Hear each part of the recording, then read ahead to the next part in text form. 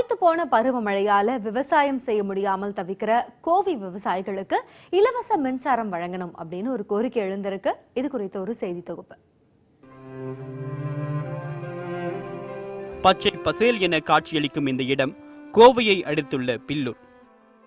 மேற்கு தொடர்ச்சி மலைப்பகுதியில் உள்ள பில்லூரில் ஏராளமான மலை கிராமங்கள் உள்ளன.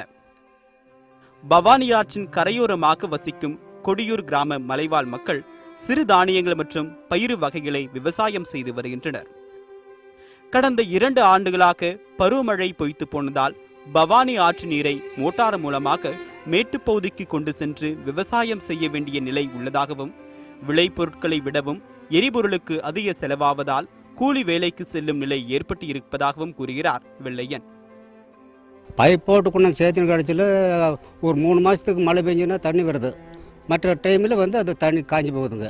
அதிலேருந்து இப்போ நாங்கள் இது ஒரு கொஞ்ச நாள் ஆயில் மோட்டர் வச்சு ஓட்டி பார்த்தோம். டீசல் விலை அதிகமாக போச்சு, எங்களால் அது செய்ய முடியல. அதிலேருந்து இப்போ ஏதோ கண்ட கூலிங்களுக்கு போயிட்டு கூலி ஜீவிதானம் பண்ணிட்டு நாங்கள் இருக்கிறோம். விவசாயத்தை தவிர எந்த வேலையும் இல்லாத பில்லூர் கிராமத்தில் தற்போது உணவுக்கு கூட அரசை எதிர்பார்த்து காத்திருக்க வேண்டியிருப்பதாகவும், நியாய விலை கடையில் கிடைக்கும் அரிசி மற்றும் ஆற்று மீனை நம்பி வாழ்க்கையை கழித்து வருவதாகவும் தெரிவிக்கிறார் காளியப்பன்.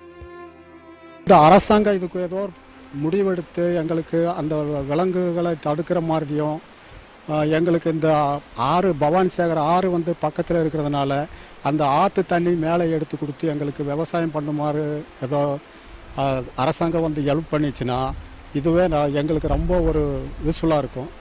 மலைவாழ் மக்களின் நலனை கருத்தில் கொண்டு இலவச மின்சாரம் வழங்கினால் மின் மோட்டார்களை பயன்படுத்தி விவசாயம் செய்ய வசதியாக இருக்கும் என்று இந்த பகுதி பொதுமக்கள் அரசுக்கு கோரிக்கை விடுக்கின்றனர்.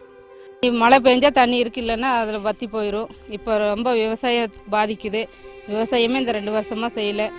இப்போ அதனால் எல்லா பக்கம் கொடுத்துருக்குற மாதிரி எங்களுக்கு எங்கள் ஏரியாவுக்கும் அந்த ஃப்ரீ கரண்ட்டுங்கிறது கொடுத்தாக்கா நல்லாயிருக்கும். நாங்களும் விவசாயம் செஞ்சு பிழைக்கிறதுக்கு ரொம்ப சௌகரியமாக இருக்கும். அதை கவர்மெண்ட் மூலியமாக ஏதாவது ஏற்பாடு செஞ்சு கொடுத்தாங்கன்னா ரொம்ப சௌகரியமாக இருக்கும்.